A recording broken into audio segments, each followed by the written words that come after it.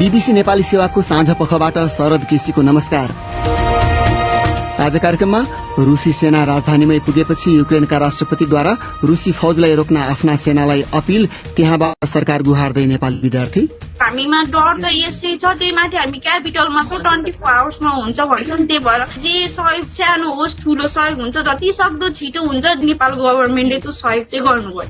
Ukraine मामिलाले निम्त्याएको तनावले नेपालमा पार्न सक्ने असरबारे एकजना विज्ञसँग कुराकानी पनि। राजनीतिक प्रसंगमा एमसीसीलाई लिएर सत्ता गठबन्धनमा चिरा देखिएपछि प्रधानमन्त्री देउवा कांग्रेस नेता सहित एमाले अध्यक्ष ओलीको निवासमा माओवादी केन्द्रका नेता नारायण काजी श्रेष्ठ भन्छन्, हाम्रो पार्टी संसद बैठकमा अनुपस्थित हुने वा बहिष्कार गर्ने गर्दैन, विपक्षमा मतदान गर्छ। तर एमालेसँग सहकारीको निम्ति हतार नगर्न देउवालाई माधव नेपालको आग्रह। तर सबभन्दा पहिले आजका प्रमुख विश्व समाचार। विनिता दाहालबाट समाचार सुन्नुहोस्। निरन्तर आक्रमण गर्दै रूसी फौज दोस्रो दिन राजधानी किएव पुगेपछि युक्रेनका राष्ट्रपति भोलोदिमिर जेलेन्स्कीले अब देशसँग बाँकी रहेको भनेकै सेना भएको भन्दै उनीहरूलाई दृढ़ रहन आह्वान गरेका छन्। रूसी फौजहरू युक्रेनको दक्षिण र पूर्व तर्फबाट पनि अघि बढ़िरहेका छन् र दक्षिण पूर्वी रणनीतिक क्षेत्रमा भीषण लड़ाई भइरहेको विवरण आएको छ। युक्रेनी टेलिभिजनहरूले कसरी मोलोटोभ ककटेल बनाएर रूसी फौजको सामना गर्ने भनेर निर्देशन दिइरहेका छन्। ओबोलोन क्षेत्रमा गोलाबारी भइरहँदा त्यसबाट जोगिन पैदल यात्रीहरू भागिरहेको दृश्य भिडियोहरूमा देख्न सकिन्छ। किएव स्थित जमिन मुनि रहेको एउटा पार्किङ स्थलमा कारभित्रबाट बीबीसी संवाददाता जेम्स वाटरहाउस भन्छन्, अहिलेको समय शहर र पूरै देशका लागि एकदमै कठिन छ र मानिसहरूमा घाँटी अठ्याए जस्तो अनुभव बढ्दो छ। हिजो मस्कोले युक्रेनीहरूले हतियार बिसाउने र लड़ाई नगर्ने बताएको थियो, तर युक्रेनीले लड़िरहेको हामीलाई थाहा छ र ऊ कति लामो समयसम्म लड़िरहन सक्छ भन्ने प्रश्न उब्जिएको छ। बीबीसी संवाददाताको भनाई। रूसी विदेश मन्त्री सेर्गेई लाभ्रोभले युक्रेनी सेनाले आत्मसमर्पण गरे जुनसुकै बेला वार्ता गर्न आफूहरू तयार रहेको बताएका छन्। फ्रान्सका अर्थमन्त्रीले युरोपेली संघले रूस र विश्वव्यापी वित्तीय प्रणाली बीचका सबै सम्बन्धहरू तोड्ने आशय राखेको र त्यसमा मस्कोलाई विश्वव्यापी अन्तर्ब्याङ्क भुक्तानी प्रणालीबाट अलग्गै राख्ने विकल्प पनि रहन सक्ने बताएका छन्। युरोपेली परिषदका अध्यक्षले प्रतिबन्धका थप प्याकेजहरू तयार भइरहेको बताएका छन्। यद्यपि चीनले भने प्रतिबन्धहरू समस्या समाधानका लागि कहिले पनि प्रभावकारी माध्यम हुन नसक्ने बताएको छ। चीनिया विदेश मन्त्रालयका प्रवक्ताले द्वन्द्वको कूटनीतिक समाधान सम्भव रहेको बताए। उता टर्कीका राष्ट्रपति रिजेप तयिप एर्दोआनले उत्तर एटलान्टिक सन्धि संगठन नेटोले रूसको आक्रमणमा जनाएको प्रतिक्रियाको निन्दा गर्दै संगठनले थप निर्णायक तरिकाले कदम चाल्न सक्ने जनाएका छन्। तपाई बीबीसी नेपाली सेवाको साँझ पख सुनिरहनु भएको छ। संयुक्त राष्ट्र संघका निकायहरूले लड़ाईबाट छुटकारा पाउने आशामा घर छोडेका युक्रेनीहरूले इन्धन, पैसा र औषधिको आपूर्तिको अभाव झेलिरहेको भन्दै चेतावनी दिएका छन्। किएभमा रहेकी बीबीसी संवाददाता मार्गरिटा मलिउकोभा भन्छिन्, यहाँ संयम भाव रहेको देखिन्छ, तर त्यो पक्कै पनि भ्रामक हो, किनभने मानिसहरू डराएका छन्, लुकिरहेका छन् र अन्यत्र गइरहेका छन्। बीबीसी संवाददाताको भनाई। राष्ट्रसंघको शरणार्थी सम्बन्धी निकायले करिब 1 लाख मानिसहरू विस्थापित भइसकेको र द्वन्द्व तीव्र बनिरहँदा 50 लाख जति मानिसहरू अर्को देश जान प्रयास गर्न सक्ने ठानिएको जनाएको छ। हंगेरीका विदेश मन्त्रीले युक्रेन तर्फको सीमामा 5 किलोमिटरसम्म कारहरूको लाम रहेको बताएका छन्। पोल्याण्डले बिहिबार मात्रै युक्रेनबाट 29,000 मानिसहरूले सीमा पार गरेको जनाएको छ। हङकङमा कोरोना भाइरसको नयाँ लहर तीव्र रूपमा बढ़िरहेका बेला उपचार सुविधा उपलब्ध गराउने 8वटा अस्पतालहरू बनाउने काम हङकङले मुख्य भूमि चीनको एउटा कम्पनीलाई ठेक्का दिएको छ। ती अस्पतालहरूमा 50,000 शय्याको व्यवस्था गरिनेछ। तर केही विज्ञहरूले भने हङकङमा मार्च महिनामा दैनिक संक्रमितको संख्या 1,80,000 सम्म हुन सक्ने आकलन गरेका छन्।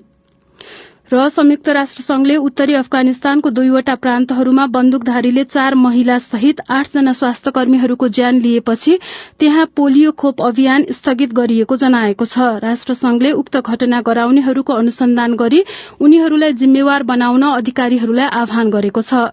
यो बीबीसी नेपाली सेवा हो।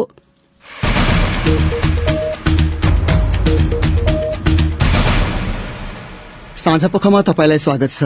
रुसले युक्रेनमाथि पूर्ण स्तरको आक्रमण थालेको दोस्रो दिन रुसी सेना युक्रेनको राजधानी किएभ पुगेपछि राष्ट्रपति भोलोदिमिर जेलेन्स्कीले आफ्ना सेनालाई रुसी फौजलाई रोक्न अपील गरेका छन्। देशको पूर्वी क्षेत्रको आधा भागभरि झडपहरू भइरहेका विवरण आएका छन्। पश्चिमा शक्तिहरूले रुस विरुद्ध विभिन्न प्रतिबन्धहरू घोषणा गरेका भए पनि राष्ट्रपति भ्लादिमिर पुटिनलाई रोक्न ती प्रयास पर्याप्त नभएको देखिएको छ। रुसी फौजको आक्रमण देशका विभिन्न ठाउँमा विस्तार भइरहँदा युक्रेनीहरूको ठूलो संख्या अन्यत्र जान खोजिरहेका छन्। बीबीसीका विवरणहरूमा आधारित एक रिपोर्ट विनिता दाहालबाट। रूसी सैनिकहरू युक्रेनको राजधानी किएभको उत्तरी भेगमा पुगेको पुष्टि गर्दै युक्रेनले नागरिकहरूलाई मोलोटोभ ककटेल बनाएर शहरको रक्षा गर्न आह्वान गरेको छ। भिडियोहरूमा रूसी सैन्य वाहनहरू पनि अघि बढ़िरहेका देखिन्छन्।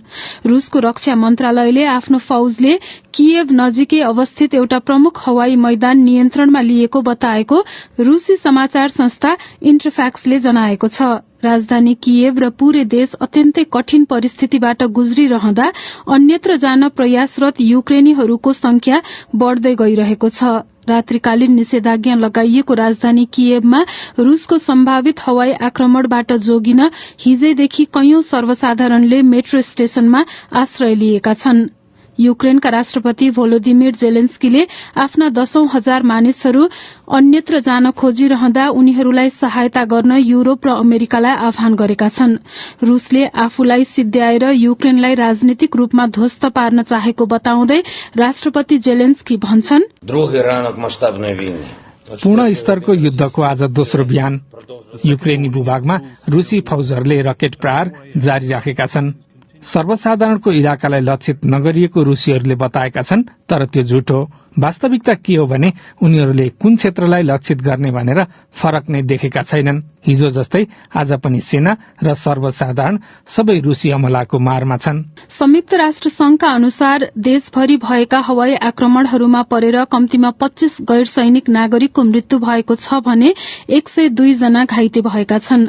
यूकेका रक्षा मन्त्रीका अनुसार रूसका 450 सैनिकको मृत्यु भएको छ। युक्रेनका राष्ट्रपतिले यूके तथा अन्य मित्र राष्ट्रलाई रूसी आक्रमण रोक्न सहयोग गर्न आह्वान गरेका छन्। त्यस्तै ब्ल्याक सी स्थित एउटा टापुमा आत्मसमर्पण गर्न नमान्ने 13 युक्रेनी सीमा रक्षकको हत्या भएको जनाइएको छ। युरोपेली संघका शीर्ष नेतृत्वकर्ताहरूले रूसमाथि थप प्रतिबन्ध लगाउने विषयमा सहमति जनाएका छन्। अमेरिकाले पनि रूसका बैंक र सरकारी कम्पनी लक्षित प्रतिबन्धहरूको घोषणा गरेको छ। रूसको रक्षा गर्न अन्य कुनै विकल्प नरहेको बताउँदै रूसी राष्ट्रपति भ्लादिमिर पुटिनले भने आफ्नो बचाउ गरेका छन्। रूसले युक्रेनमाथि आक्रमण गरेपछि त्यसको प्रभाव खेलमा पनि परेको छ। च्याम्पियन्स लीग प्रतियोगिताको फाइनल खेल रूसको साटो फ्रान्समा हुने भएको छ। यसअघि युरोपेली फुटबलको सबैभन्दा सम्मानित प्रतियोगिताको फाइनल खेल सेन्ट पिटर्सबर्गमा मे 28 तारिखमा हुने कार्यक्रम तय भएको थियो। युक्रेनमा मृतकको संख्या बढ़दै जाँदा रूसी राष्ट्रपति भ्लादिमिर पुटिनमाथि युरोपमा शान्ति भंग गरेको आरोप लागेको छ र अब त्यसले महादेशको सम्पूर्ण सुरक्षा संरचनालाई खतरामा पार्न सक्छ। आक्रमण शुरू हुनु केही अघि उनले टेलिभिजन सम्बोधन गर्दै आधुनिक युक्रेनबाट लगातार भइरहेको खतराका कारण रूसले सुरक्षित, विकसित र अस्तित्वमा रहेको महसुस गर्न नसकिरहेको बताएका थिए। उनका धेरै तर्क झुटा र तर्कहीन थिए। आखिर रूसले युक्रेनमाथि किन आक्रमण गर्यो र राष्ट्रपति पुटिन के चाहन्छन्? बीबीसीका पोल कर्वीले पठाएको रिपोर्ट रमा पराजुलीबाट। राष्ट्रपति पुटिनले आफ्नो लक्ष्य भनेको दुर्व्यवहार र नरसंहारको शिकार भएका मानिसहरूलाई बचाउनु रहेको दावी गरे। उनका भनाइमा उनी युक्रेनको असैनिकीकरण र गैर नाचीकरण गर्न चाहन्छन्। युक्रेनमा कुनै नरसंहार भएको छैन। यो एउटा जीवन्त लोकतन्त्र हो र त्यहाँ निर्वाचित यहुदी राष्ट्रपतिले देशको नेतृत्व गर्छन्। म कसरी नाची हुन सक्छु? राष्ट्रपति पुटिनले युक्रेनलाई चरमपन्थीहरूले कब्जा गरेको आरोप लगाउँदै आएका छन्। सन् 2014 मा रूस समर्थक राष्ट्रपति भिक्टर याकुनोभिचलाई महिनौको विरोध प्रदर्शनबाट हटाइएदेखि पुटिनले यस्तो आरोप लगाएका हुन्। त्यसपछि रूसले दक्षिणी क्षेत्र क्राइमिया कब्जा गरेर र पूर्वमा पृथकतावादीहरूलाई समर्थन गर्दै विद्रोह शुरू गराएर त्यसको बदला लियो। उक्त लडाईँमा 14,000 को ज्यान गइसकेको छ। सन् 2021 को अन्त्यतिर राष्ट्रपति पुटिनले युक्रेनी सीमा क्षेत्रमा ठूलो मात्रामा सेनाहरू तैनात गर्न थाले अनि यसै साता उनले सन् 2015 मा पूर्वी क्षेत्रका लागि भएको एउटा शान्ति सम्झौतालाई अन्त्य गर्दै विद्रोहीहरूको नियन्त्रणमा रहेका क्षेत्रहरूलाई स्वतन्त्र मुलुकहरूको मान्यता दिए। रुसले लामो समयदेखि युरोपेली संघ र पश्चिमी देशहरूको रक्षात्मक सैन्य गठबन्धन नेटो तर्फ युक्रेनले बढ़ाएको कदमको विरोध गर्दै आएको छ। आक्रमणको घोषणा गर्दै पुटिनले नेटोलाई राष्ट्रको रूपमा आफ्नो ऐतिहासिक भविष्यलाई धम्की दिएको आरोप लगाएका छन्। आक्रमण अघिका दिनहरूमा 2 लाख सैनिकहरू युक्रेनको सिमानाको पहुँचभित्र रहेका बेला उनले आफ्नो ध्यान पूर्वी क्षेत्रमा केन्द्रित गरेका थिए। लुहान्स्क र डोनेट्स्कका रूस समर्थित पृथकतावादी क्षेत्रलाई स्वतन्त्र देशका रूपमा मान्यता दिएर पुटिनले पहिले नै ती क्षेत्र अब युक्रेनको हिस्सा नरहने निर्णय गरिसकेका थिए। त्यसपछि उनले धेरै युक्रेनी क्षेत्रहरूमा उनीहरूको दाबीलाई समर्थन गरे। दोस्रो विश्वयुद्धपछि युरोपमा कुनै पनि ठूलो शक्तिले छिमेकीमाथि यस्तो आक्रमण गरेको पनि पहिलो पटक हो। यो आक्रमणले युरोपका नेताहरूका लागि सन् 1940 यताकै सबैभन्दा खराब क्षणमा पुर्याएको छ। राष्ट्रपति पुटिनले युक्रेन नेटोमा सामेल भएमा गठबन्धनले क्राइमियालाई पुनः कब्जा गर्ने प्रयास गर्न सक्ने पनि तर्क गरेका छन्। तर रूस युक्रेनमा मात्र केन्द्रित छैन र उसले नेटोलाई सन् 1997 भन्दा अघिको सीमामा फर्किनुपर्ने माग गर्दै आएको छ। पुटिन सन् 1997 देखि नेटो गठबन्धनमा सामेल भएका सदस्य राष्ट्रले आफ्ना सेना र सैन्य पूर्वाधार हटाउन तथा रूसको सिमाना नजिक घातक हतियारहरू तैनात नगरून् भन्ने चाहन्छन्। ती भनेका मध्य र पूर्वी युरोप तथा बाल्टिक क्षेत्र हुन्। राष्ट्रपति पुटिनको नजरमा पश्चिमले सन् 1997 मा नेटोलाई पूर्वमा 1 इन्च पनि विस्तार नगर्ने भनेर प्रतिज्ञा गरेको थियो। तर उसले त्यस्तो विस्तार जारी राख्यो। त्यो सोभियत संघको पतन हुनु अघिको कुरा हो। यद्यपि तत्कालीन सोभियत राष्ट्रपति मिखाइल गोर्बाचोभसँग गरिएको वाचामा 2 जर्मनी एक हुने सन्दर्भमा पूर्वी जर्मनीलाई मात्र उल्लेख गरिएको थियो। तर गोर्बाचोभले पछि भनेका थिए नेटो विस्तारको विषयमा त्यसबेला छलफलै भएको थिएन। त्यो रिपोर्ट सुन्नुभयो रमा पराजुलीबाट। आक्रमणमा परेको युक्रेनमा नेपालीहरू पनि छन्। उनीहरूमा त्रास छ र सरकारसँग उद्धारको गुहार लगाइरहेका छन्। त्यहाँ अध्ययनरत केही नेपाली विद्यार्थीहरूले साथी सृजना श्रेष्ठसँग भने, मेरो नाम चाहिँ निशा कुवर। अहिले चाहिँ हामी युक्रेनको क्यापिटल सिटी किभमा रहिरहेका छौँ। मेरो नाम कल्पना तामाङ। हामी अहिले होस्टेलको 3rd फ्लोरमा हुँदै बङ्करमा जानु, बङ्कर सेफ छ भनेको छ। तर पनि बङ्कर पनि कतिको सेफ छ हैन। अहिले भर्खर पनि ब्लास्ट भयो। अहिले नै 5 सेकेन्ड भित्र नै के हुन्छ भने पनि हामीलाई त्यो पनि थाहा छैन।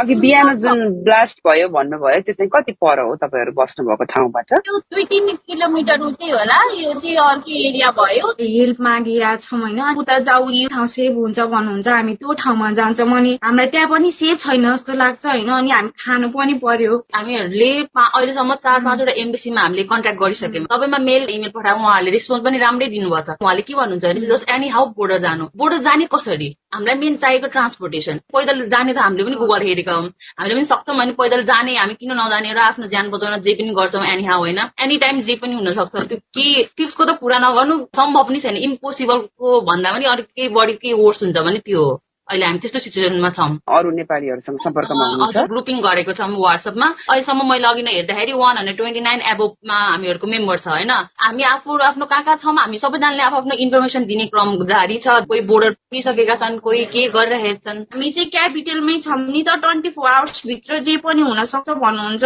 अनि सबैले आफ्नो होप राख्नुहुन्छ। त्यो ग्रुपमा अब रेकर्डहरू पठाउनुहुन्छ। यहाँको सिटिजनसिपलाई पोल्यान्डको बोर्डरबाट निकाल्न दिने भनेर न्युजहरू पनि अपडेट आइरहेको छ। हामीसँग भिजा रिन्यू भएर टीआरसी छ। टीआरसीले हामीलाई त्यहाँ भित्र छिर्न दिँदैन हैन। मिनिमम 1 इयर जति भयो हामी आएको हैन। हामी भिजा लगाएर नेपालबाट आएको हो। 3 मन्थको भिजा छ हैन। अनि हामीमा डर त यसै छ। त्यही माथि हामी क्यापिटलमा छ, 24 आवर्समा हुन्छ भन्छन्। त्यही भएर जति सक्दो छिटो हुन्छ, जे सहयोग हुन्छ, सानो होस् ठुलो सहयोग हुन्छ, जति सक्दो चाहिँ नेपाल गभर्नमेन्टले त्यो सहयोग चाहिँ गर्नुपर्छ। हामीले घर मागेको 2 दिन भइसक्यो। मेरो साइडमा दाइ हुनुहुन्छ, उहाँले चाहिँ केही कुरा राख्न चाहनुहुन्छ अरे? मेरो चाहिँ विशाल गुरुङ हो। हामी चाहिँ के गर्ने, कता जाने, एउटा क्याम्पिङ गराएर बस्ने कि नेपाल सरकारले त्यो इनिसिएटिभ लिनु पर्यो। हामी कहाँ बस्ने? अब नेपाल सरकारले कि हामीलाई यो ठाउँमा बस, हामी कुरा गरिरहेछौँ, यो बोर्डरदेखि हामी निकाल्छौँ, हामीलाई त्यस्तो हामी रिजर्भमा पर्खेर बसिरहेको छ। हामीसँग यहाँ क्यास छैन, होस्टेलको पैसा यहाँ तिर्नुपर्ने अवस्था छ। यहाँको ब्याङ्कहरू लगभग फाइनेन्सियल इन्स्टिट्युसनहरू सबै क्लोज छ। खानेकुराहरू चाहिँ कसरी मिलाइराख्नु भएको छ? पुरानो चामलहरू, तरकारीहरू, ब्रेडहरू हामीसँग जति पुरानो स्टकमा छ त्यही नै खाइरहेको छौँ हामीले। अहिले मार्केटहरू सबै बन्द छ, अब किन्नको लागि चाहिँ अप्सन छैन। नेपालमा सबै पैसा क्लियर गरेर हामी स्टुडेन्टहरू आएको छौँ है। यो न्युज, यो एमबिसी न्युज उहाँहरूले हेर्नुहुन्छ भने यति कुरा भन्न चाहन्छु, उहाँहरू एजेन्टलाई जति पनि हजुरहरूले हामीलाई आफ्नो पैसा लिएर होइन यहाँ पठाउनु भएको छ नि त, अनि यहाँ पठाउनु भएको छ, अनि उहाँले चाहिँ अनि होस्टेल फी पनि पे गरिदिनु भएको छैन। हामीले विकमा होस्टेल फी पनि पे गरिरहेछौँ होइन, पैसा पनि दिएको छैन, होस्टेलको आफैले पे गरेर बस्नु परिरहेको छ कि यहाँ। एजेन्टले एउटा जुन भूमिका खेल्नुपर्ने उसले खेलेन होइन। मेन कुरो हाम्रो एजेन्टले केही रेस्पोन्सिबिलिटी लिएनन्। त्यहीमाथि अब यो अहिलेसम्ममा हामीले एज अ कम्पेयर गर्यो भने इन्डियन एम्बेसी यति धेरै फरवर्ड छन्, उनीहरूले यति रोल लिएका छन्, उनीहरूले डाइरेक्ट कल पनि गरेका छन्, यहाँको प्रेसिडेन्टसँग कल पनि भइरहेको रहेछ, उनीहरूको हामीहरूलाई नोटिस आउँछ होइन। उनीहरूको त्यस्तो राम्रो रिलेसन भइरहेछ। हाम्रो नेपालको खै गभर्मेन्ट खै नेपालले के गर्ने? एकजनाको लागि पनि आउनु पर्यो, एकजनालाई नै आउनु पर्छ। एकजनाको लागि भए पनि त गभर्मेन्टले प्लेन त पठाउनु पर्यो नि त। एकजना छ अब त मर्योस्, अब आउँदैन, तिम्रो एकजनाको लागि प्लेन आउँछ भनेर हुँदैन नि त। एकजनालाई भए पनि त सेभ राख्नु पर्यो नि। युक्रेनमा रहेका नेपाली विद्यार्थीसँग साथी सृजना श्रेष्ठले गरेको भिडियो कुराकानी तपाईँ bbcnepali.com मा गएर हेर्न सक्नुहुन्छ। रुसले पूर्वी युक्रेनमा आक्रमण शुरू गरेसँगै अन्तर्राष्ट्रिय बजारमा विभिन्न खालका प्रभावहरू देखा पर्न थालेका छन्, तर त्यसको प्रत्यक्ष प्रभाव नेपालको अर्थतन्त्रमा नपरे पनि अप्रत्यक्ष प्रभाव भने पर्न सक्ने जानकारहरू बताउँछन्। त्यसबारे थप आकलन गर्दै पूर्व अर्थ सचिव रामेश्वर खनाल, हाम्रो उद्योगहरूले आयात गर्ने कच्चा पदार्थको स्रोत भएको मुलुकमा संकट आयो भने हाम्रो उद्योगहरू पनि संकटमा आउँछन्। युक्रेन चाहिँ हाम्रो उद्योगहरूको कच्चा पदार्थको स्रोत त हो। गएको 3-4 वर्षको तथ्याङ्क गर्दाखेरि $150 मिलियन जतिको तेलीय पदार्थ, तोरीको गेडा, सूर्यमुखीको गेडा आयात भएको देखिन्छ बढी मात्रामा। रुसले पुरै युद्धमा जान खोज्यो भने हाम्रो आपूर्ति श्रृङ्खला अलिकति अवरुद्ध भएर हाम्रो उद्योगहरूले अरू मुलुकबाट कच्चा पदार्थ आयात गर्नुपर्ने अवस्था आउन सक्छ। मैले त्यति ठुलो सङ्कट चाहिँ देखेको छैन। अल्पकालीन रूपमा अन्तर्राष्ट्रिय बजारमा तेलको मूल्य चाहिँ बढ्यो, तर अब अन्तर्राष्ट्रिय बजारमा अब रुसी आपूर्ति कम हुँदै गयो भने यतापट्टि खाडी मुलुकहरूले, खास गरी साउदी अरेबियाको नेतृत्वमा अमेरिकालाई साथ दिने भएको हुनाले यहाँले उत्पादन बढाइदियो भने अलिअलि त बढ्ला, अमेरिकामा पनि बढ्ने भन्ने अपेक्षा गरिएको छ। युरोपमा त त्यसको असर परिहाल्छ। हामीले रुसबाट ग्यास चाहिँ आयात गर्दैनौँ, ग्यासको मूल्य उतार चढाव हुँदा हामीलाई त्यति खासै असर पर्दैन, किनभने हामीले प्राकृतिक ग्यास चाहिँ उपयोग गर्दैनौँ। हामीले उपयोग गर्ने भनेको चाहिँ लिक्विफाइड पेट्रोलियम ग्यास मात्रै हो, जसको मुख्य स्रोत भारतको पनि आफ्नै स्रोत छ।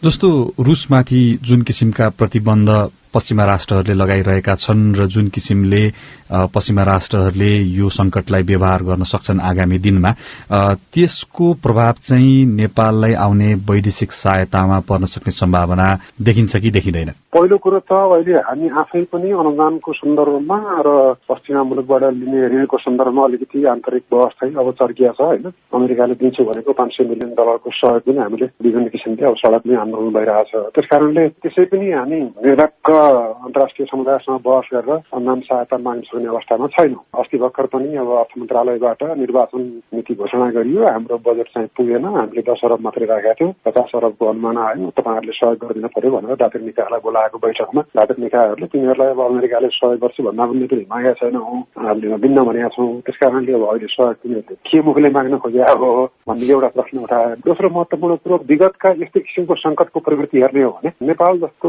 अल्पविकसित मुलुकलाई सहायता कटौती गर्ने गरी अरू क्षेत्रमा खर्च वृद्धि गरेको छैन अन्तर्राष्ट्रिय समुदायले। खास गरी अब 2008को ठुलो क्राइसिस हो, त्यो बेलामा उनीहरूको आफ्नै पनि फिस्कल स्टिमुलसलाई ठुलो रकम खर्च गर्नु पर्यो। युरोपियन युनियनले पनि गरे, अमेरिकाले त अब करिब $1000 अर्ब बराबरको फिस्कल स्टिमुलस प्याकेज त्यो बेलामा लिएर आयो। त्यति ल्याउँदै पनि नेपाललाई गरिएको सहयोगमा एक कति पनि असर परेन र कतिपय मुलुकले त हामीले नेपाललाई दिने सहयोगलाई कुनै पनि हिसाबले कटौती गर्दैनौँ भन्ने एउटा वाचा पनि दिए।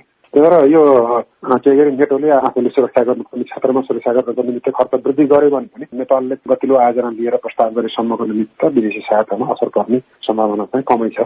विशेष गरी नेपालमा आउने विप्रेषणको सन्दर्भमा चाहिँ कस्तो प्रभाव पर्न जाला? कच्चा तेलको मूल्य बढ्दै गएपछि खास गरी साउदी अरेबिया, कटार, त्यहाँ हाम्रा कामदारहरू जो गइरहेछन् उनीहरूको ज्यालामा कटौती हुने अथवा रोजगारीमा कटौती हुने सम्भावना कमै छ। बरु नेपाली अर्थतन्त्र कमजोर हुँदै गएको छ भन्ने आशंका भएर श्रमिकहरूले केही समयको निमित्त रेमिटेन्स पठाउन होल्ड गरे अथवा अरू कुनै क्षेत्रमा लगानी गरे, खास गरी अलिक क्रिप्टो करेन्सीमा लगानी गरिएको, त्यसै गरी सुनमा अथवा विद्युतीय उपकरणहरू किनमेल गरेर नेपाल पठाएको। त्यस्तो कारणले मात्रै हाम्रो रेमिटेन्समा असर पर्ला, होइन भने रेमिटेन्स घट्ने होइन बरु बढ्छ। किन भन्दाखेरि तेलको मूल्य बढ्ने बित्तिकै ती मूल्यको आम्दानीको स्रोत बढ्छ र थप रोजगारी पनि त्यो स्वाभाविक रूपमा सिर्जना हुन्छ। रुसको अर्थतन्त्र खस्किँदै जाँदाखेरि नेपालीहरू जसले रुसमा लगानी गरेका छन् उनीहरूको लगानी चाहिँ अलिकति प्रभावित होला, तर त्यहाँको लगानीको ठुलो प्रतिफल नेपाल आइरहेको चाहिँ छैन। त्यो उतै पुनर्लगानी भएको छ, कतिपय मानिसहरू हुने हुनुहुन्छ र उताको लगानीको हरेक वर्ष प्रतिफल रेमिटेन्सको रूपमा चाहिँ उहाँहरूले ल्याउनु लागेको जस्तो लाग्दैन, तथ्याङ्कले त्यो बोल्दैन।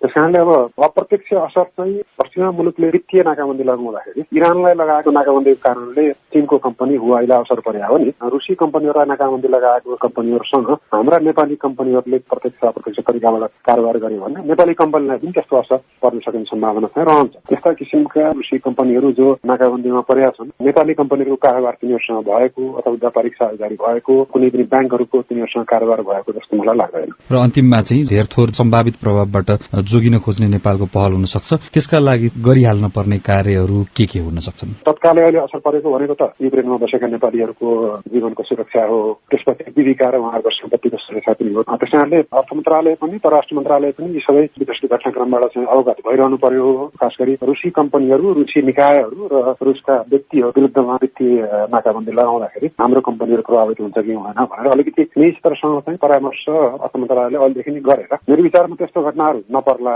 यदि त्यस्तो असर पर्ने सम्भावना रहेछ भने त्यस्तो व्यापारिक सम्बन्ध तोड्न लगाउने अथवा त्यसलाई चाहिँ अब अन्यत्र मुलुकमा सार्न लगाउने त्यो सार्वजनिक रूपमा अर्थ मन्त्रालय परराष्ट्र मन्त्रालय अलिकति सक्रिय भएर अनुगमन चाहिँ गरिरहनुपर्छ। उनी थिए पूर्व अर्थ सचिव रामेश्वर खनाल हाम्रा साथी सञ्जीव गिरीसँग कुरा गर्दै। अब नेपाली राजनीतिको प्रसंग।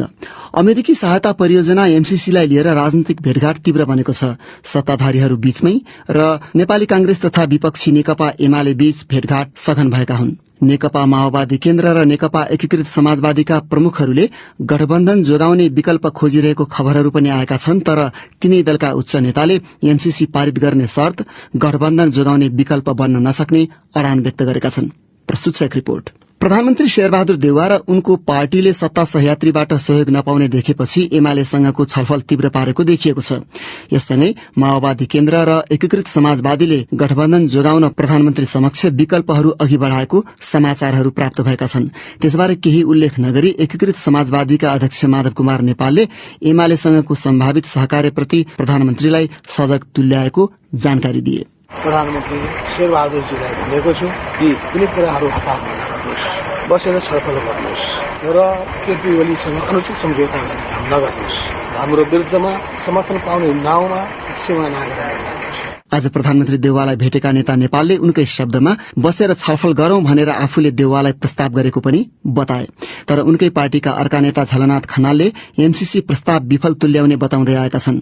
प्रचण्ड र नेता नेपाल गठबन्धन जोगाउन व्याख्या सहित एमसीसी पारित गर्ने वा त्यो अनुमोदन प्रक्रियामा सहभागी नभएर पारित हुन दिने अवस्था बनाइदिने विकल्पमा सकारात्मक बनेको समाचारहरू आइरहेका छन्।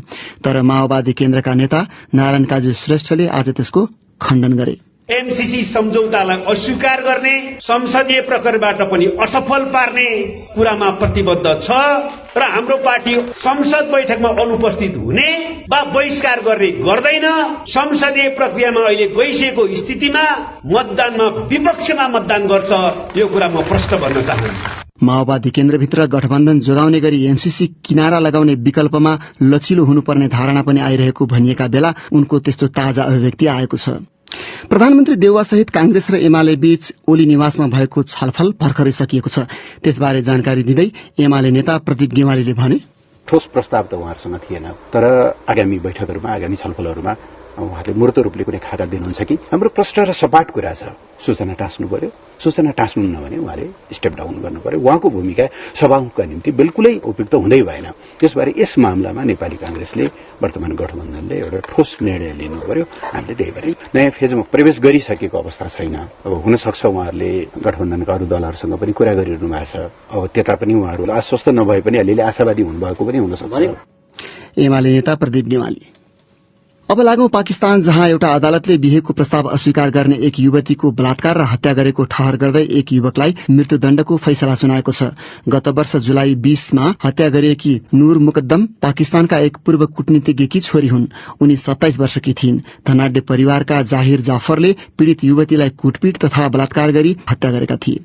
बीबीसीका विवरणहरूमा आधारित त्यस सम्बन्धी रिपोर्ट स्वेच्छा राउतबाट। उक्त हत्याले देशभरि चर्को आक्रोश उत्पन्न भएको थियो तथा महिलाको सुरक्षा सुनिश्चित गरिनुपर्ने माग उठेको थियो। कुलीन समाजका सदस्य रहेका साथीहरूको समूहमा चिनेकै व्यक्तिले त्यसरी हत्या गरेको घटना बारेको समाचारले धेरै महिना संचार माध्यममा स्थान पायो। पाकिस्तानमा विशेषतः महिला विरुद्ध हुने अपराधमा थोरै अभियुक्तहरू मात्र दोषी ठहर हुन्छन्। नूरको मृत्यु भएपछि धेरै मानिसले उनका लागि न्याय मागे। न्यायाधीशले आदेश पढेको बेला इस्लामाबाद स्थित अदालतको भरिभराउ कक्षमा उनका परिवारजनहरू भावुक रूपमा उपस्थित भएको देखिन्थ्यो। नूरले बिहेको प्रस्ताव अस्वीकार गरेपछि जाफरले राजधानीको एउटा भव्य क्षेत्र स्थित आफ्नो घरमा उनलाई 2 दिनसम्म बन्धक बनाएर राखेका थिए। एउटा सुनवाईको क्रममा अदालतको कक्षबाट दर्जनौं सुरक्षाकर्मीले बाहिर निकाल्दै गर्दा जाफरले पत्रकारहरूलाई भनेका थिए, म रिसाएको थिएँ, मैले एउटा चक्कुले नूरको हत्या गरे। अदालतमा भनिएको आङ्ने सिरिङ्ग हुने विवरणले पाकिस्तान स्तब्ध भयो। महिला अधिकार कर्मीहरू सड़कमा ओर्लिए र मैनबत्ती बालेर जागरण अभियान सञ्चालन गरियो। धेरै महिलाले अगाडि आएर आफूले भोगेको घरेलु हिंसा र यौन शोषणका कथा सार्वजनिक गरे। जाफरको घरमा काम गर्ने 2 व्यक्तिलाई पनि अदालतले 10-10 वर्षको जेल सजाय सुनाएको छ। अदालतले ती 2 जनाले जाफरलाई हत्या गर्न उक्साएको ठहर गरेको छ। यद्यपि जाफरका आमा बुवाले भने सफाई पाएका छन्। मृतक युवतीका बुवा शौकत मुकद्दमले अदालतको आदेश आएपछि न्यायको जित भएको टिप्पणी गरेका छन्। 30 वर्षीय जाफरसँग अमेरिकी नागरिकता छ। अदालतले दिएको आदेश विरुद्ध उनले पनि पुनरावेदन गर्न पाउँछन्। बीबीसीका विवरणहरूमा आधारित त्यो रिपोर्ट प्रस्तुत गर्दै थिइन् साथी स्वेच्छा राउत। तपाई बीबीसी नेपाली सेवाको साँझ पख सुनिरहनु भएको छ। अन्तिम प्रसंग फेरि नेपालकै। काठमाडौँ स्थित एउटा 5 तारे होटलले क्यासिनो सञ्चालन बापतको रोयल्टी नतिरेपछि त्यसको ब्याङ्क खाता रोक्का गर्ने लगायतका निर्णय सरकारले गरेसँगै बक्यौता बुझाउन बाँकी क्यासिनोहरू धमाधम सम्पर्कमा आउन थालेको पर्यटन विभागले जनाएको छ। थप चर्चा गर्दैछिन् स्वेच्छा राउत। क्यासिनो नियमावली अनुसार समयमा नवीकरण नभएका कम्पनीको इजाजत पत्र रद्द गरिन्छ। तर सूचना प्रकाशित गर्दा समेत केही क्यासिनो सञ्चालकले बक्यौता बुझाउन नआएको विभागका निर्देशक मोहन बहादुर जीसीले बताए। एकानएटी होटलले क्यासिनो सञ्चालन बापतको रोयल्टी नतिरेपछि त्यसको 5 तारे वर्गीकरण रद्द गर्ने, अचल सम्पत्ति र ब्याङ्क खाता रोक्का गर्ने निर्णयपछि भने क्यासिनोहरू धमाधम विभागको सम्पर्कमा आएको विभागका निर्देशक मोहन बहादुर जीसी बताउँछन्। यो आर्थिक वर्ष लागेर पनि हामीले 3टा त औपचारिक सूचना दिन्छौँ। दोस्रो कुरा माननीय पर्यटन मन्त्रीज्यू एक्सनमा जान खोजेपछि त्यसमा पनि यो एकानएटी होटललाई चाहिँ कारबाही गरेपछि तिर्न बाँकी रहनेहरू चाहिँ हाम्रो निरन्तर सम्पर्कमा आउनुभएको छ। आर्थिक ऐनमा नेपालमा क्यासिनो सञ्चालन गर्न इजाजत पत्र प्राप्त व्यक्ति वा संस्थाले क्यासिनो सञ्चालन गरे बापत प्रत्येक आर्थिक वर्षमा 4 करोड़ रुपैयाँ बुझाउनु पर्ने व्यवस्था छ। आर्थिक वर्ष 2078-79 को शुरूआतदेखि हालसम्म क्यासिनोहरू मार्फत 81 करोड़ हाराहारी रकम संकलन भएको पर्यटन विभागका महानिर्देशक तारानाथ अधिकारीले बीबीसीलाई बताए। अनइथिकल कर्पोरेट प्र्याक्टिस भएर हो, तिमीले चाहिँ अब वर्षमा बुझाउनु पर्ने हुन्छ। धेरै जसोले त बुझाउनु भएकै छ अहिले पछिल्लो चरणमा 1 अरब जति उठ्ने बाँकी छ। उनका अनुसार माघ 19 गते अर्को सूचना जारी गरेपछि हालसम्म 20 करोड़ 70 लाख रुपैयाँ उठिसकेको छ। केहीले आफूले तिर्नुपर्ने रकम बढी भएको भन्दै प्रमाण पेश गरिरहेका छन् त तत्काल रकम भुक्तानी गर्न नसक्नेहरूले लिखित सम्झौता गरेको निर्देशक जीसीले बताए। कतिपय क्यासिनोहरूको हाम्रो यत्रो होइन, यो कारण होइन भनेर कागज तथ्य प्रमाणहरू पेश गर्दै पनि हुन्छ। कतिपयको क्यासिनो सञ्चालक कम्पनीले तिर्ने कि होटल सञ्चालकले तिर्ने भन्ने विवाद भएको कारणले पनि रहेको छ र कतिपयले हप्ताको 1 करोड़ रुपियाँ चाहिँ दाखिला गर्छौं भनेर पनि आउनु भएको छ। क्यासिनो नियमावली 2070 मा क्यासिनो सञ्चालन गर्ने र गराउने दुवैले अनुमति पत्र लिनुपर्ने उल्लेख छ।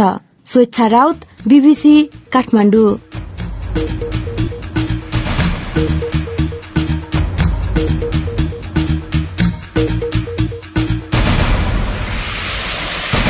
हवस् त यसका साथै बीबीसी नेपाली सेवाको साँझ पख यही सकिन्छ। अब भने हामी सोमबार बिहान 7:15 बजे मात्र आउनेछौं। त्यसबेलासम्मका लागि हामी सबैलाई बिदा दिनुहोस्। नमस्कार।